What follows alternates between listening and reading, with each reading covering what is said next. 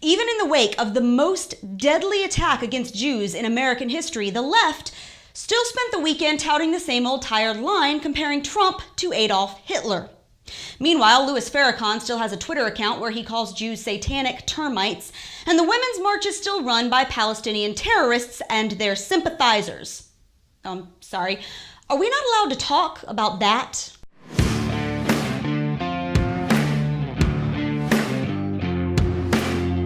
Hey guys, welcome back to Reality Check on MRC TV. I'm Brittany Hughes. Ever searching for a new low, the liberal media was out again over the weekend peddling their favorite line, comparing Trump to Hitler. Yep, how's this for some mental gymnastics? CNN's Caitlin Collins said that Trump calling himself a nationalist is pretty much exactly like Hitler. I someone who believes in the United States and the importance of the United States. I believe in the United States. I'm not a nationalist. No, Hitler was a nationalist.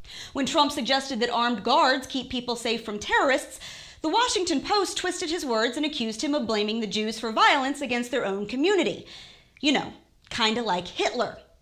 Bloomberg's Tim O'Brien somehow managed to link Trump calling the fake news the enemy of the people with statements from, wait for it, Hitler.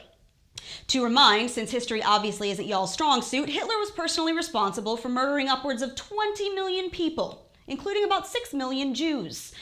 Millions were rounded up from their homes, torn from their families, marched for miles and jammed into overcrowded cattle cars and shipped off to death camps. If they survived the journey and weren't fit to work, they were stripped naked, shaved, herded like sheep into giant bunkers, and systematically gassed to death.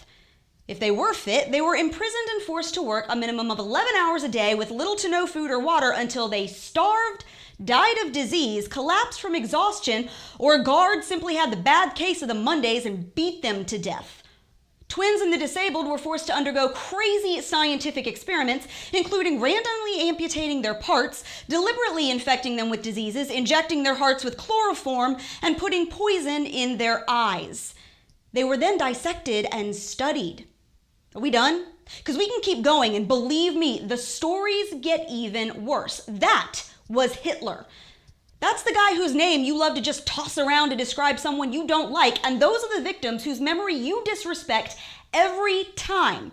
You say that deporting criminal aliens or promoting American economic interests are basically the same thing as the Holocaust. But hey, since you guys opened this can and dumped worms everywhere, here's another thing. Last time I checked, 48 hours after a crazy anti-Semite went and shot up a synagogue and killed 11 Jews because he was a crazy racist, far-left minister Louis Farrakhan still has an active Twitter account from which he calls Jews satanic, compares them to termites, and calls for them to be destroyed. So when they talk about Farrakhan, call me a hater, you know what they do? Call me an anti-Semite. Stop it. I'm anti-termite. He's even claimed that Hitler was a very great man who was just misunderstood. Of course, that didn't stop Barack Obama, Keith Ellison, and Maxine Waters from palling around with him, but hey, don't see the left losing a whole lot of sleep over that one.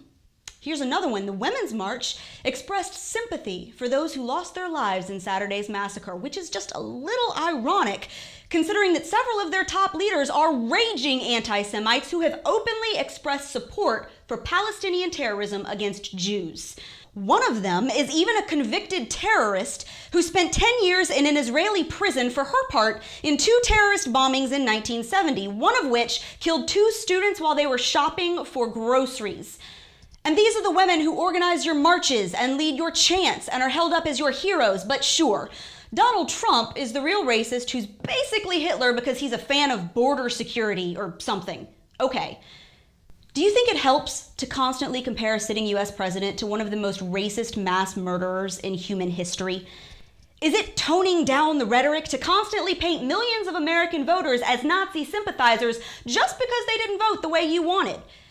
The media blames Trump, the GOP, and the entire political right for stirring up violence, but they're the ones comparing a president to a murderous dictator while giving passes to left-wing anti-Semites.